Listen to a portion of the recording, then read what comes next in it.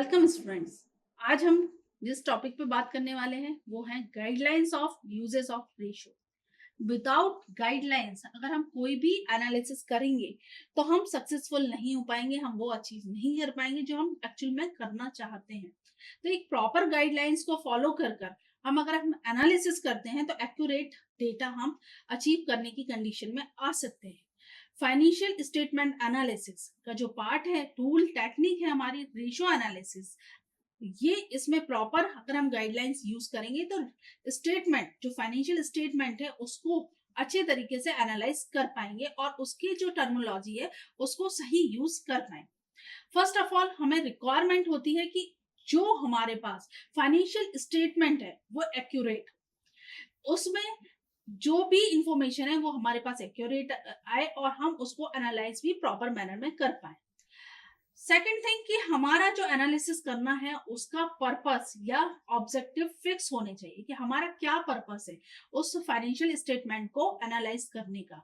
चलिए हम टूल तो यूज कर रहे हैं रेशियो एनालिसिस, पर रेशियो एनालिसिस के थ्रू हमें एनालिसिस क्या करना है, हमारा ऑब्जेक्टिव क्या है, क्या हमें लिक्विडिटी पोजीशन देखना है या प्रोबेबिलिटी रेशियो देखना है या हमें उसकी सॉल्वेंसी पोजीशन जानना है। इसका ये क्लियर हमें होना चाहिए ऑब्जेक्टिव कि हम क्यों कर रहे हैं।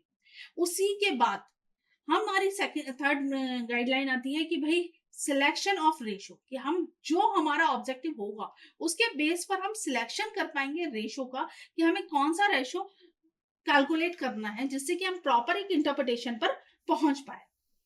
देन यूज ऑफ स्टैंडर्ड्स, जो स्टैंडर्ड डेटा है, स्टैंडर्ड्स बने हुए हैं, थंब रूल है, उनको ही हमें फॉलो अप करना चाहिए जिससे कि एक प्रॉपर इंटरप्रिटेशन हम दे पाते हैं।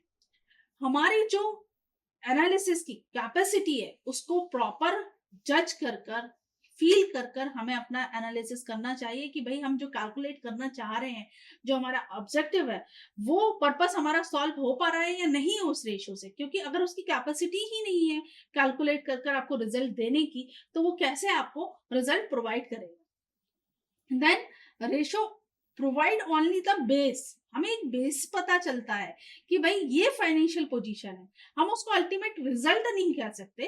क्योंकि फाइनेंशियल स्टेटमेंट एनालिसिस करते समय ये टेक्निक हमने यूज की रेशो की, तो वो एक आपको थंब रूल जो है उसका स्टैंडर्ड जो है उसके आसपास की कंडीशन बता सकता है, वो बेस है। उसके बाद डिसीजन प्रोसेस वो नेक्स्ट स्टेप होती है। दैट्स व्हाई हम सिर्फ अपने रेशो एनालिसिस पर फोकस नहीं कर सकते कि सिर्फ ये नहीं है कि हम रेशियो एनालिसिस के बेस पर ही पूरा डिसीजन मेकिंग कर देंगे।